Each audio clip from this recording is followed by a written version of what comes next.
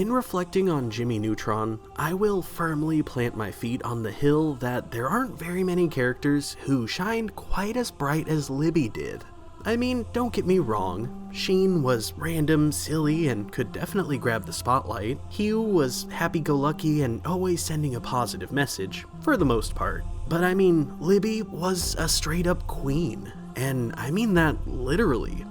Okay, maybe she wasn't a literal queen, but she was at least the descendant of one. Furthermore, ever since the start of the show, Libby has always been one of the most bold and coolest characters in my opinion. Her heart and soul thrive off of funky music, and she's always up to date on the latest trends. Sure, she may oftentimes serve as an antagonist to Jimmy alongside her best friend Cindy, but even then, she was still really likable as a character. What was really interesting though as a viewer was taking in the way that the show approached her character and how that would evolve over time. Of course, Libby has pretty much always been around since the start, having made her first appearance in one of the first few Jimmy Neutron shorts that were made to promote the Jimmy Neutron movie before it came out. However, though she's been there since the beginning, she more or less had a relatively distant side character role early on in the series. In playing the role of the main antagonist slash potential love interest's best friend, she's kind of like a side character off of another side character. And this was something that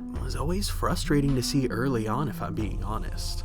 It was the kind of thing where, more often than not, it felt like the show's writers were inserting her into the show to essentially echo and piggyback off of everything that Cindy says. And in the short term, it caused her character to feel like a massive case of wasted potential. I mean, here they were with what genuinely could have been one of the most clever and interestingly written characters in the show, yet instead of having any storylines revolve around her even remotely, she was just kind of there to be part of the peanut gallery with Cindy. Now, don't get me wrong here, we would get bits and pieces of Libby's character shining through every now and again, but that's the issue right there. It always just kind of felt like bits and pieces compared to other characters who would get massive loads of context and character development.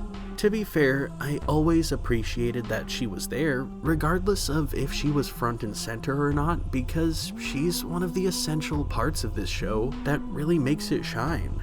With that being said though, not too long into the series, the moment would come that her character would be completely changed, and along with it came a change to how the writers would approach her. This, at the time, would feel like a breath of fresh air for her character, of course, simply for the fact that finally they were doing something different with this gem of a character. But why did they make the decision to change her character? Furthermore, how did this change really affect her in the long run? Today, on our nostalgic walk down memory lane, we're going to check out an episode that will help us answer these questions and a few more along the way. Before we get into it though, I just want to say a quick thank you so much for clicking on this video and for being a part of my YouTube journey. I genuinely appreciate you being here, and I hope that you enjoy this nostalgic look back on Libby from Jimmy Neutron. Please do me a solid and consider subscribing if you aren't already. Originally, I had a goal of reaching 150,000 subscribers by the end of this year, and you guys just knocked that out of the park. So I'm setting a massive, lofty new goal of reaching 160,000 subscribers by the end of the year, and I need your guys' help to get there. To be honest, I'm not really going to sit here and preach the same thing a million times over and over again in every single video, but just saying, if you subscribe, I promise to make it worth your while in hours upon hours of nostalgic walks down memory lane. With that being said, I hope you're all having an excellent day, and, well, let's get right into it. Today, we're going to be checking out none other than the Season 2 episode, Beach Party Mummy.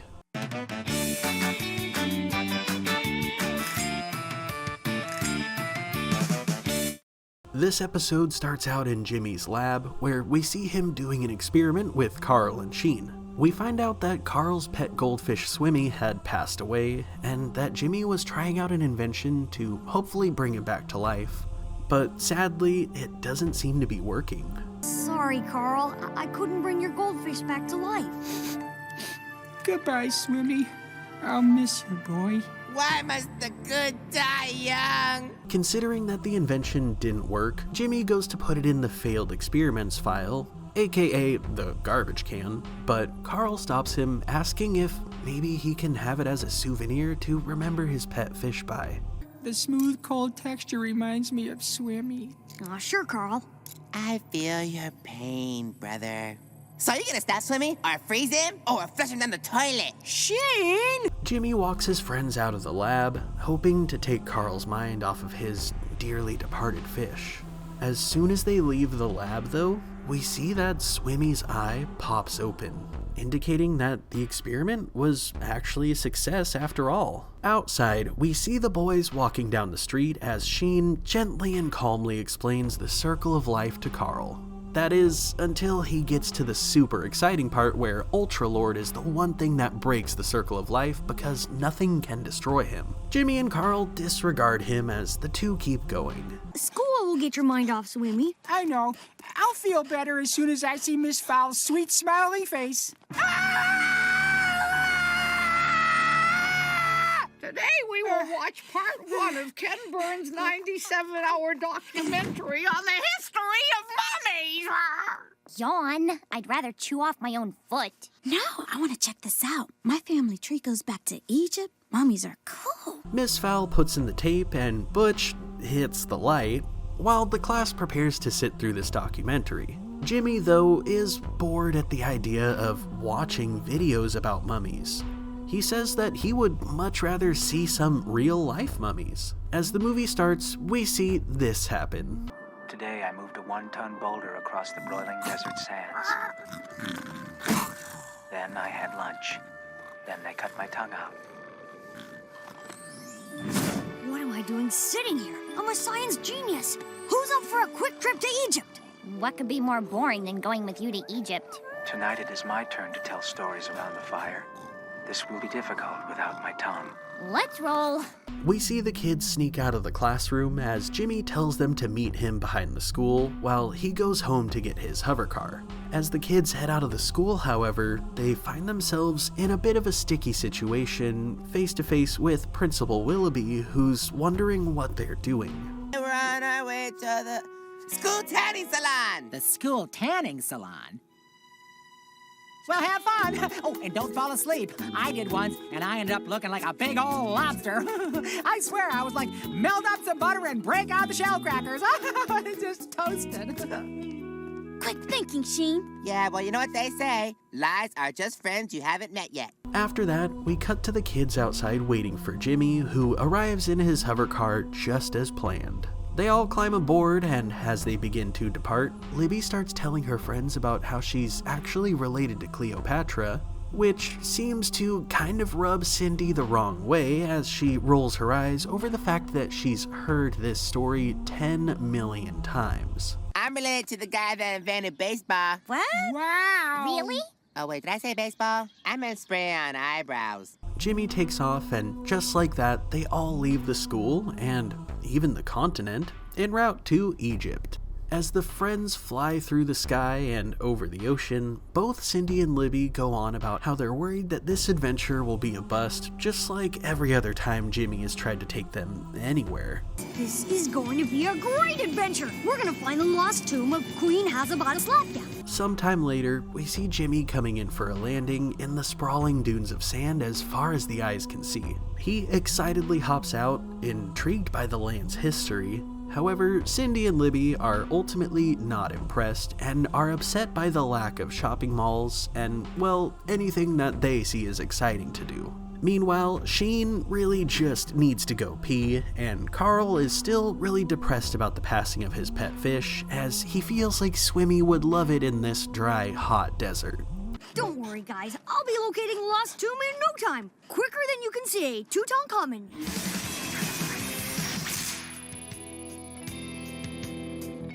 Jimmy, I've been saying Toot Van Halen for 3 hours. Can I stop now? Way to go, Neutron. You haven't found anything. I'd rather be in school. Cindy and Libby begin to lead the group home, feeling a solid mixture of disappointment and frustration. But Jimmy attempts to stop them, saying that while they're there, they might as well have some fun. Before you know it, Jimmy's dancing around and laughing pretty awkwardly before he runs over to the hover car to grab one of his inventions, which just so happens to contain everything that they need to have a far out and groovy Egyptian beach party, complete with Beach Boys-esque music and pretend surfing in front of a projector screen. Egyptian beach party. Beach party. Shake it loose on the Nile. Beach party. Egyptian beach party. Beach party. We can make the Sphinx smile. Party. 2 camels for every sheep. A little while later, as the beach party starts to wind down, the kids are confused when sand starts to fly all around them. Jimmy alerts the group to a massive sandstorm coming right for them, and they quickly hop into his hover car as he searches for a solid bank for them to take cover behind. They all end up hiding safely as the storm passes overhead. Then, as soon as it's over, they all hop out and are completely shaken by the intense storm that they just had to weather. Okay, Neutron, once again you blew it big time. Hey, Jumblehead, I'm yelling at you. Pay attention. What are you looking at? The entrance to the lost tomb of the Queen Hazabadaslavia. You think there's a bathroom in there? We see Jimmy pry open the massive stone door to the tomb as the rest of the group shows a bit of reservation. As Jimmy is completely intent on continuing their excursion and uncovering the mysteries of the ancient burial site, Carl says that he's absolutely not going in there because it's far too dangerous. Shouldn't we call National Geographic or Harvard? Or Harrison Ford? Jimmy ends up persuading everyone to come in with him, save for Carl, who plans to stay behind and watch for bloodthirsty grave robbers. That is, until he sees a scarab beetle on the ground nearby, and it scares him into the tomb with the rest of his friends. The group ventures deeper and deeper into the ancient structure until they come upon something that would absolutely blow their minds and change everything as we know it. I don't believe it. It can't be. But it is. It's!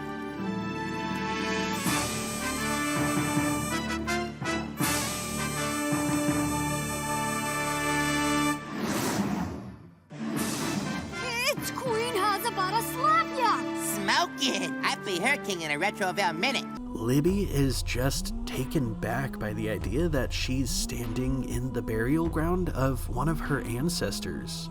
But at the same time, she is amazed at this essential confirmation of what she's been saying about how she's related to royalty.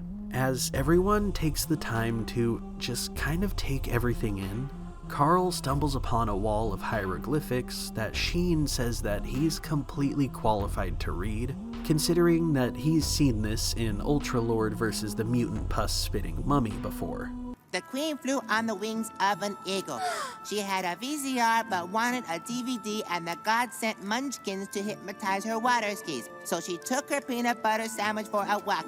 The end. Wow, Sheen, that was amazing! From there, Jimmy decides to use his smartwatch to scan the wall in hopes of decoding these hieroglyphics. The group ends up learning that the queen was only 18 years old when she died, and furthermore, this tomb has been cursed in her name, ensuring that whoever disturbs her resting place will face eternal punishment in the form of pain escaping from every pore in their body. While everyone's kind of fixated on this curse, Sheen is off exploring the rest of this area, which leads to him opening another massive door that he's hoping will be the bathroom.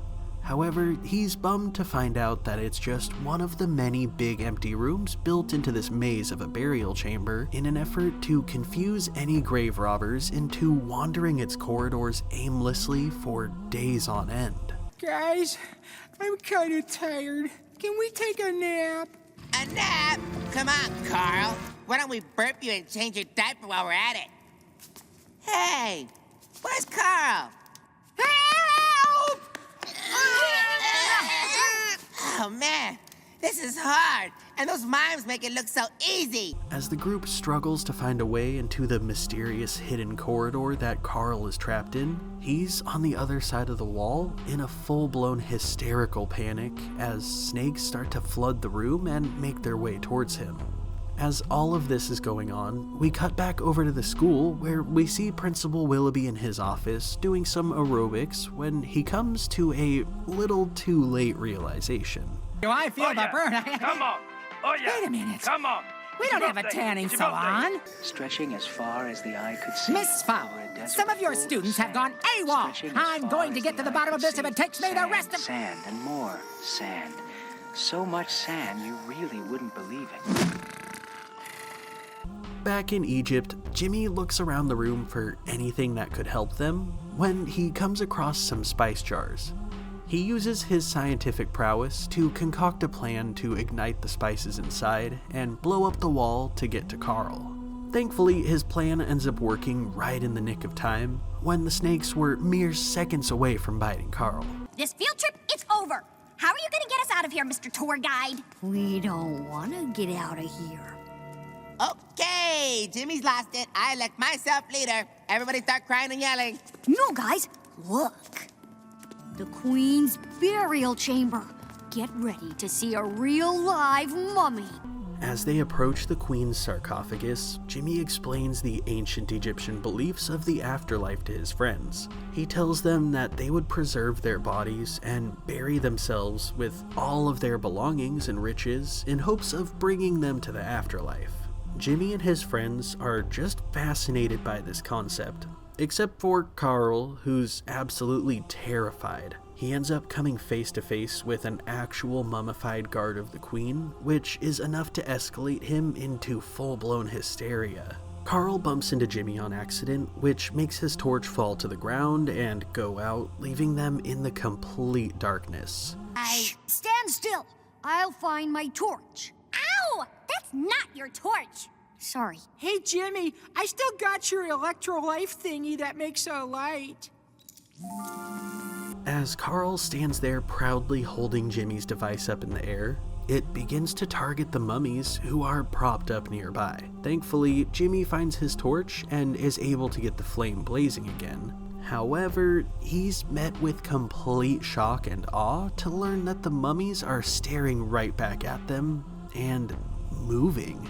I did it! Yeah. My electrolyte works! I can bring the dead back to life! All right. You trampled all over the laws of nature. Way to go! Yeah, terrific. Now a bunch of dead guys wrapped in toilet paper are gonna kill us. Guys, I suggest we... The friends all desperately sprint through the halls of the old ancient tomb with the mummies in kind of medium hot pursuit, considering their joints and ligaments haven't been used in many centuries. The group all end up at a dead end, and they're able to squeeze through a small passage to another area. However, it unfortunately doesn't make the end any less dead. In a frantic state, everyone stands around, desperate for any way out. Yet, with no hope in sight, Jimmy takes a brief moment to dig through the recesses of his mind, hoping for anything he can think of that might be able to help them get past the resurrected mummies. Brain blast! Libby, quick, I need you! Oh, why, Jimmy, this is so sudden. Hey, what's going on? It's the desert love curse, working its evil ways on Jimmy's heart. Jimmy pitches the idea that if they were able to make Libby look like the Queen, then maybe the mummies might just listen to her commands. Just like that, everyone gives Libby a quick head-to-toe makeover, making her look nearly identical to the depictions that they've seen of her royal ancestor. Donning her new look, Libby confidently walks right out into the open and does her best to command the mummies. However, they don't seem to be responding to a simple stop or halt. Yo, dead guys! Your queen orders you to cool it. Now I'm your queen. Bow down to my queenly queenliness.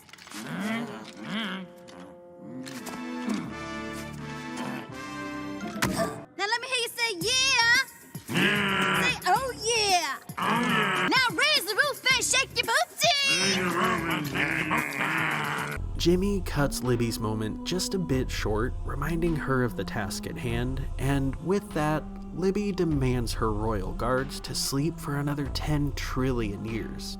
the three mummies all lean up against one another, falling fast asleep, and after that, Jimmy tells Carl to hand over the electrolife, adding it to his list of inventions that should never see the light of day, as he tosses it down into a deep, dark trap hole in the floor of the tomb.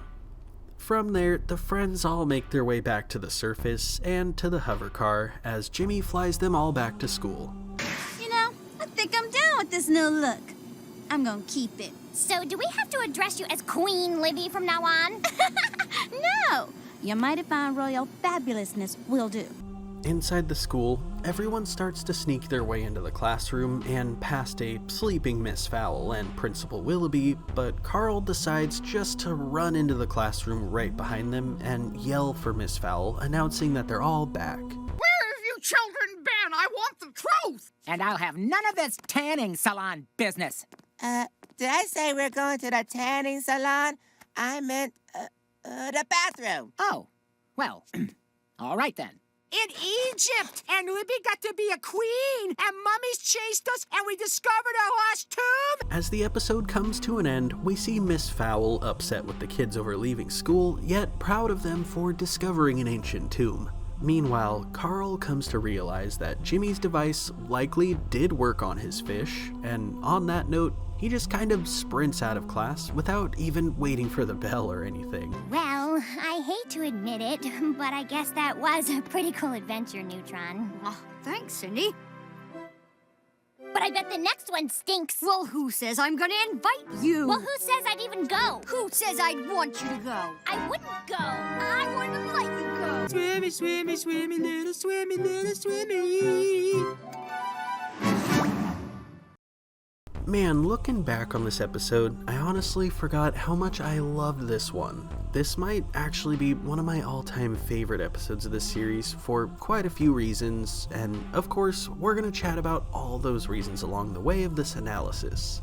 But I do feel the need to warn you all, the analysis here is quite the roller coaster of mixed feelings. First of all, this is one of my favorite episodes for the simple fact of what it did for Libby as a character. Like we talked about earlier, Libby, early on in the series anyways, felt like a character that would just kind of stick around Cindy to fill up some extra space, echo her sentiments, and every once in a blue moon show her personality or interests. This episode, though, showed us that they had intention of allowing Libby to grow and helping to evolve her character. As far as what actually ended up changing in the long run, though, would all in all be for the better of the show. On a more direct level, we would see her character model change in this episode. She would go from sporting her typical hairstyle with straightened bangs to one that would feature some really pretty and intricate braids. Furthermore, after this episode, she would be seen retiring her standard issue teal dress, matching accessories, and black shoes for instead a pink shirt with matching choker necklace, blue jeans, and brown shoes. I mean, this one's obviously subjective of course, but I feel like the direction they took with her look from this one on was a great move. The hairstyle and clothing, in my opinion, is a little more fitting for her character, and as a viewer, it's a totally welcome change. Furthermore though, this episode would really be the point where the show would, acknowledge that she had changed as a character in the first place. She had gone from a more or less kind of flat character from the early episodes to, over time, being a lot more spunky and energetic to a degree. On top of that though, she would also grow to shine very bright as a member of her friend group, oftentimes serving as the most rational and pragmatic member of the bunch as time went on. This episode kind of felt like the first one that really embraced her changing as a character, and at face value it would make us feel like that change to her character was done intentionally. The writers of the show changing Libby as a character felt like a change that was made that culminated in a similar result to that of Hey Arnold replacing Miss Slovak with Mr. Simmons. In Hey Arnold, that change led to many doors being opened as far as storylines and plot points go. It made it so they could explore many different episode scenarios that may have not worked otherwise. The same thing applies here in a sense, except instead of replacing a rather flat character they didn't invest too heavily in with someone else entirely, they took an existing character that had leagues of unutilized potential and poured some passion into her. The result was a new Libby that felt like such a real and lovable character. I do have to take a second to recognize that them making this change to her character model would be the kind of thing where it ultimately would come about as a plot point to push the story forward, i.e. getting the mummies to go away, but essentially it would be used very wisely in the sense that this would kind of be the tip of the iceberg of making changes to her character that would open a lot more doors for her, and hopefully get Libby closer to more of a starring role. With that being said though, there are certain things that lead me to a point where I can't help but wonder if they actually approached this episode with moving Libby forward in mind, or if they ended up moving Libby forward because they recognized it as a move that could A, solve this episode's dilemma, and B, open doors for more episodes in the future, so they went with it for convenience sake. With that being said, I do remain hopeful that they made this episode with the intent of expanding her character from the start, having recognized that she had so much potential. The thing is though, through the journey that is this show, there would be a few frustrating things that would happen which would ultimately leave me questioning this episode and where its true intent would lie. First of all, as it pertains to this episode, it's a little frustrating because it's widely hailed as the first episode of the series to not only revolve around Libby, but moreover, any girl character for that matter. If we're being honest though, did this one really feel like a Libby episode to you? Don't get me wrong, it felt like this one was gearing us up to have a Libby episode in the future because of how much emphasis they put on evolving her character, but even with that in mind, it didn't feel like this one really revolved around Libby specifically. It felt like the focus was mainly around Jimmy, Carl, and Sheen. Meanwhile, Cindy was there as an excuse to have Libby there so that they could have the chance to give her character this extra context that they were planning. It just ultimately feels a bit frustrating for this one to get so much recognition for being a Libby episode when in all reality it wasn't too far off from any other episode. When we take that into consideration, combined with how her character was treated by the writers of the show from the start, it feels like a bit of a slap in the face for them to just throw a bit of extra context at her and call this a Libby-centered episode. I mean, this girl wasn't even included among the characters in the show's title logo in the intro until they changed the intro in season 3, which was the final season of the show. That right there shows what kind of role she played in the eyes of the show's writers and production team.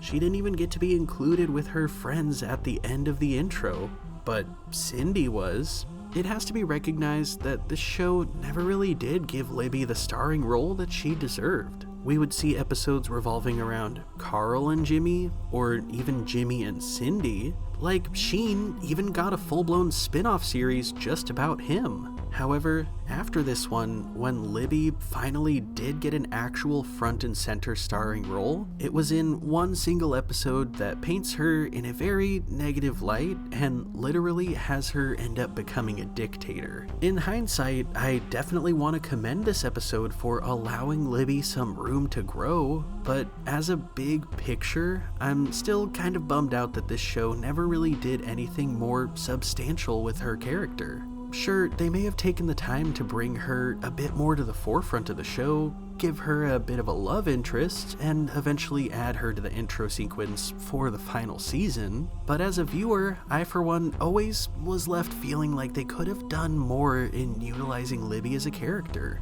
Now, by all means, the show is called Jimmy Neutron, so of course it's gonna be about Jimmy and his friends, but the thing is, as far as Libby concerned, she's a far more interesting character than Cindy is in my opinion. And, well, prepare for my hot take, but I think that Libby would have been a far better fit for a role more similar to the one that Cindy played in this series. Honestly, I always thought it was kind of a boring and stereotypical trope that Jimmy and Cindy had a very run-of-the-muck love-hate relationship with one another.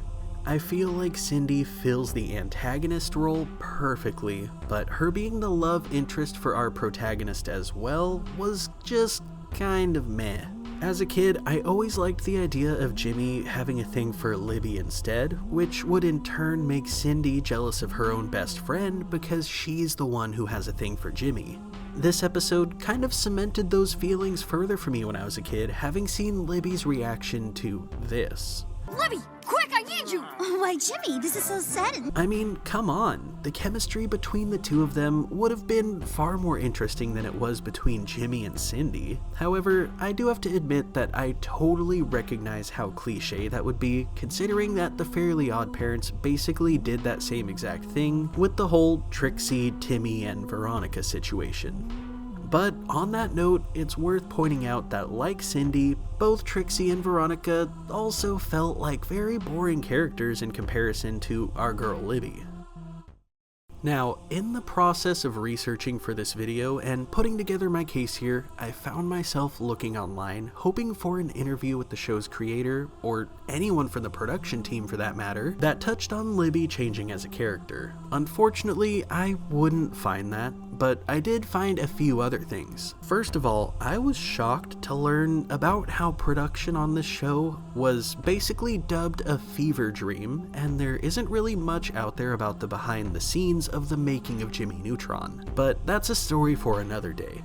The other thing I found though was a public forum called Lipstick Alley with a post from almost 2 years ago now of a user talking about how Libby discovering that she was the descendant of a black queen was one of the best moments of this underrated Nicktoon. As someone who completely agrees with the poster's sentiment and was hoping for anyone online to throw out even a hint of context as to how the show's production staff felt about this change, I found myself scrolling the comments when I came across one specific comment that caught my eye. Now, it didn't give me any context to how the show's staff felt about it, but it gave me insight into something far more important than that in my opinion.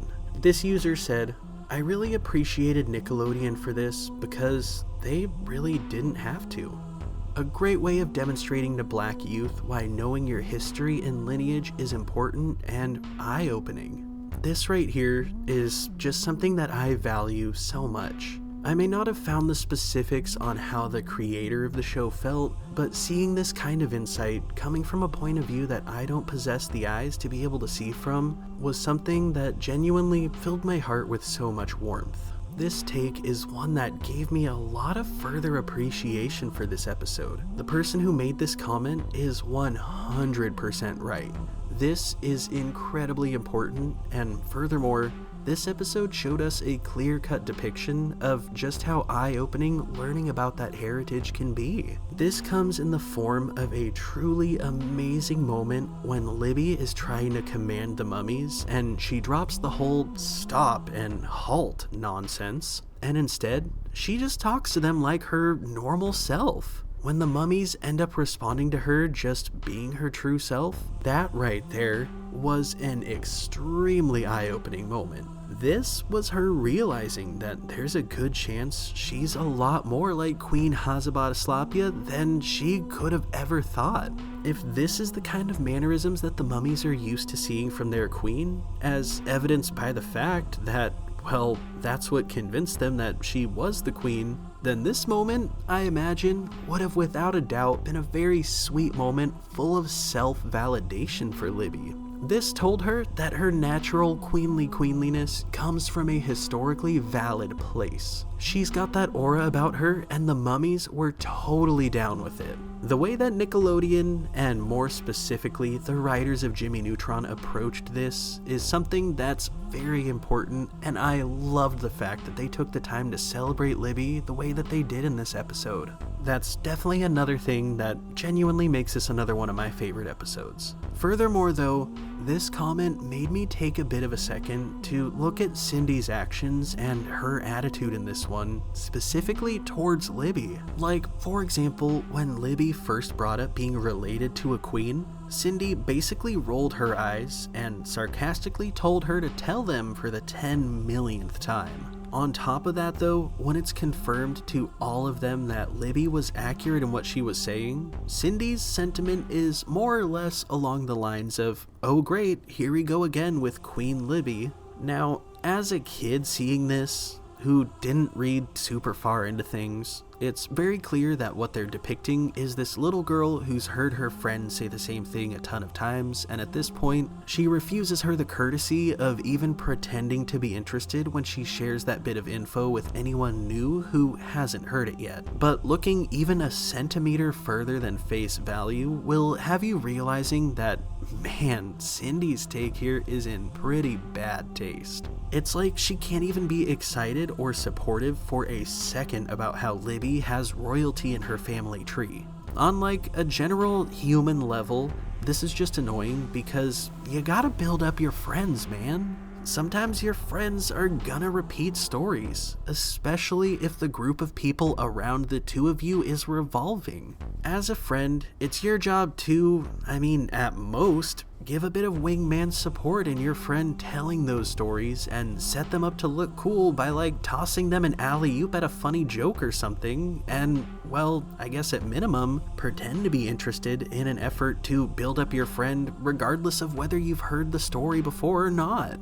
As it pertains directly to Cindy and Libby, it doesn't matter for even a second that Cindy has heard this story before, because this moment isn't about Cindy. This is a chance for Libby to open up and share her story with people who she has yet to share it with. For Cindy to want to detract from that for the simple fact that she's heard it before is essentially her showing jealousy towards her friend for putting the spotlight on herself for even a second, and furthermore, it really shows Cindy's crummy friend colors pretty plain as day. The amazing thing though is that regardless of Cindy being a poor excuse for a friend in this one, Libby was still able to shine bright as the brightest star in the sky. I definitely have to give some love to another one of my favorite moments in this episode, and that would be the point where they all come upon that wall with the mural of Queen Hazabadaslapia. This right here was kind of a groundbreaking moment. It was the point where Libby finally got her big moment where things focused on her for a change. Again, I'll admit the show didn't handle her character from a story standpoint all too amazingly, in the sense that there weren't enough true Libby episodes, but I definitely want to point out that the moments that we did get that focused on Libby, such as this one right here, were genuinely fantastic moments that would sequentially capture just the perfect atmosphere, and if they weren't doing that, they were telling us a lot about who she is and her interests in general. The moments that they showed us a little more about Libby may have been few and far between, but when they did come around, they would hit pretty hard, admittedly. All in all, I can say that this episode is not only one that I correlate with the change of Libby as a character, but also the change of direction for the show going forward. This right here is something that's very me specific, but this episode is the first one I remember seeing that was a double-length episode consisting of one long story across the show's time slot instead of two shorter stories. There definitely were double-length episodes before this one, but this was the first one I remember seeing, so for me personally, this is the episode that I will always correlate with Jimmy Neutron kinda changing the formula and going in the different direction of long-form episodes. The thing is though, changing the formula of a show and taking it in a bit of a different direction isn't exactly an easy thing to do. It can be very hit or miss. But when we take into account the direction that they went, and including more plots with Libby that weren't directly tied to Cindy, in combination with all of the other changes made to the show, I'd say that they didn't do all too bad of a job changing Libby as a character and the formula of the show as a whole. More Libby-centered episodes would have definitely gotten them a solid A, but for what they did do, I'll give it a B+. Now, winding down towards the end of the video here, we're going to take things in just a slightly different direction and kind of reflect on some other random ancillary things that made this episode so memorable and great. At the top of that list, we have to talk about Sheen. I mean, in hindsight, he's incredibly random, obnoxious, and admittedly pretty annoying. However, at the same time, dude would drop some serious philosophical insight on us as viewers that would make us wonder if there really is a method to his madness. Bad things happen, and he's the one questioning why must the good die young? But then, a while later, he drops a line like, "Yeah, well, you know what they say. Lies are just friends you haven't met yet." And we're all like, what does that even mean? To be honest, growing up, Sheen was probably my favorite character, but as an adult, I definitely have to admit he does have me rolling my eyes more often than not.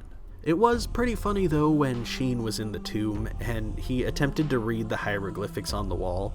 Him talking about having a VHS but wanting a DVD and taking her peanut butter sandwich for a walk always had me and my friends cackling laughing as kids. I also really appreciated the part where they first arrive at the tomb and Cindy brings up calling National Geographic or Harvard, to which Libby responds by saying, or Harrison Ford. As a kid, this went completely over my head and I had no idea what she was even talking about, but now realizing that she's referencing Indiana Jones has me in stitches. I, for one, absolutely love the pop culture references that the show's writers had a habit of cleverly sprinkling around throughout the series. And, well, of course, we can't talk about this episode and not bring up this iconic line. Now raise the roof and shake your booty! Now, I guarantee, even if you haven't seen this episode since it aired 21 years ago in 2003, this is likely the one line that you're definitely gonna remember. For so many of us, this was burned into our brains after seeing it just one measly time. This line is just so iconic, and the way the mummies replicate her mannerisms is just way too funny. Another thing that I found incredibly hilarious in this one was the documentary that Miss Fowl put on for her class. It felt like this thing was made to straight up put people to sleep, but at the same time, it's hilariously out of pocket with this guy just casually talking about how they cut out his tongue after lunch and how that's gonna make telling stories around the fire tonight very difficult. On a completely different note though, I definitely have to take a second to say that the whole premise of this episode is just kind of crazy through and through. Like, this one revolves around Jimmy trying to basically make a zombie fish in the beginning, and it leads to him straight up making real life zombie mummies. In all reality, had the dominoes fallen differently, Jimmy could have effectively caused a zombie apocalypse. Touching back on that fish experiment though, it was kind of funny how Jimmy just kind of left the lab after a few seconds of thinking that his experiment didn't work. It didn't really make much sense from a scientific standpoint because most scientists would want to monitor their experiment for more than 14 seconds. However, this is also a good reminder for us that Jimmy, though he is a genius, is still only a child. He's prone to making mistakes like this one and even forgetting things that most adult scientists probably wouldn't. It's interesting to think about that kind of fatal flaw in the juxtaposition of his character. Like, though his brain may be incredibly intelligent, he isn't perfect and is, in a sense, kind of held back and stunted in a way by certain things that are just normal to other kids, such as making mistakes or forgetting things. Looking back at Jimmy Neutron as a show, again, I will firmly plant my feet on the hill that there genuinely weren't as many characters that were able to shine quite the same way that Libby did, and all in all, this episode genuinely showed us why that was the case. But what do you guys think? Do you feel a little mixed about how they approached Libby after this one? Let me know in the comments down below. I always love seeing your guys' feedback. Of course, I have to give a huge shout out to my friends over on Patreon, especially those of you guys in the true 90s kids tier. You all are the absolute best, and I couldn't do this without you. And from the bottom of my heart, thank you so much for your support. If you guys enjoyed this video, be sure to drop a like and give a little praise to the algorithm in hopes that it pushes this one to everyone else. And as always, thank you all so much for watching, and I'll see you in the next one. Peace.